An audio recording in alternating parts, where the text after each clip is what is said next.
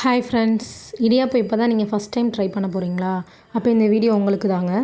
Video skip பண்ணாமல் ஃபுல்லாக பாருங்கள். இதில் நான் நிறைய டிப்ஸ் சொல்லியிருக்கேன். இந்த மாதிரி செஞ்சிங்கன்னா இடியாப்பம் பூ மாதிரி அப்படியே சூப்பராக வரும். கையில் ஒட்டவே ஒட்டாது, அந்த மாதிரி இருக்கும்.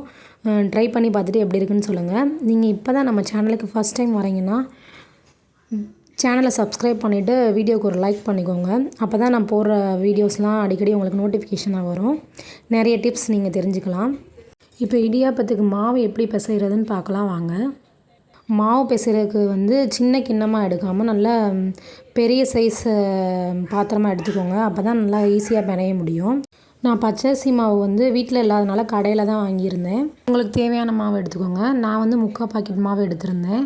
இதுக்கு பச்சை தண்ணியெல்லாம் யூஸ் பண்ணக்கூடாது. சுடு தண்ணி யூஸ் பண்ணால் தான் அந்த மாவு நல்லா ஈஸியாக புளியறதுக்கு நல்லாயிருக்கும், பிசைகிறதுக்கும் நல்லாயிருக்கும். சுடு தண்ணி ஊற்றிட்டு நல்லா கையில் மாவு ஒட்டாத மாதிரி பிசைஞ்சுக்கணும் நல்லா. இப்போ நான் பிசைகிறேன்ல அந்த மாதிரி நல்லா பிசைஞ்சிட்டு தண்ணி பற்றலைன்னா இன்னும் கொஞ்சம் ஊற்றிக்கோங்க. கொஞ்சோண்டு உப்பு போட்டுக்கோங்க. வேறு எதுவுமே போட தேவையில்ல, வெறும் சுடு தண்ணி மட்டும்தான் ஆட் பண்ணுறோம். சுடு தண்ணி உப்பு மட்டும்.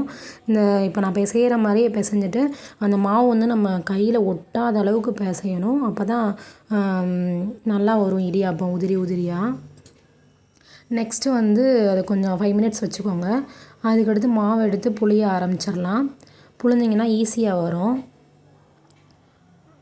நீங்கள் இடியாப்பம் மாவு பிசைகிறதுக்கு என்ன தண்ணி யூஸ் பண்ணுவீங்கன்னு கமெண்ட் பண்ணுங்கள். சுடு தண்ணி யூஸ் பண்ணுவீங்களா, பச்சை தண்ணி யூஸ் பண்ணுவீங்களான்னு.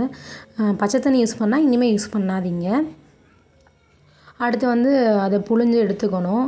எங்களுக்கு அந்த இடியாப்ப கட்டை அந்த லைட்டாக இதாக இருந்துச்சு. அதனால தான் அந்த ஹோல் வழியாக கொஞ்சம் மாவு கசிஞ்சிட்டே இருந்துச்சு. மறுபடியும் அந்த மாவெல்லாம் எடுத்து திரும்ப புழிஞ்சோம். அதுக்கடுத்து கொஞ்சம் கரெக்டாக வந்துச்சு. இப்போ இடியாப்பத்துக்கு கூட நம்ம என்ன பண்ண போகிறோன்னா தொட்டுக்கிற தேங்காய் பால் தான் ரெடி பண்ண போகிறோம். உங்களுக்கு இடியாப்பத்தோட எண்ணெய் ஊற்றி சாப்பிட பிடிக்கும்னு கமெண்ட் பண்ணுங்கள். இந்த ரெசிபி செய்ய வெறும் 5 மினிட்ஸ் போதுங்க. ரொம்ப அதிகமான நேரம்லாம் தேவைப்படல எங்களுக்கு. இந்த மாவு பிசைய ஒரு 5 மினிட்ஸ் தான் ஆச்சு. அதுக்கடுத்து புளியறதுக்கு ஒரு 5 மினிட்ஸு, மொத்தம் 10 மினிட்ஸ்லேயே வேலை முடிஞ்சிருச்சு. அதுக்கடுத்து இட்லி சட்டி எடுத்துகிட்டு தண்ணி ஊற்றிட்டு அந்த இதை வேக வச்சிட வேண்டியதான். வேக வச்சுட்டு கொஞ்சம் நேரம் கழித்து ஒரு 5 மினிட்ஸ் வேக விட்டுட்டு எடுத்து பார்த்தோன்னா இடியாப்பம் ரெடி ஆயிரும். அது வேகிற டயத்தில் நம்ம தேங்காய் பால் எப்படி செய்யலான்னு பார்க்கலாம். நான் ஃபஸ்ட்டு அரை தேங்காய் தாங்க எடுத்திருந்தேன். அரை தேங்காவே போதும், அதுவே அதிகம்தான். அதை எடுத்து நல்லா பொடி பொடியாக நறுக்கிட்டு தண்ணியில் வாஷ் பண்ணிக்கிட்டேன். வாஷ் பண்ணிவிட்டு மிக்ஸி சாரில் போட்டு நல்லா நல்லா கொரனாலாம் அரைக்கக்கூடாது, நல்லா வலுவலுன்னு அரைக்கணும். ரொம்ப நேரம் அரைச்சேன்.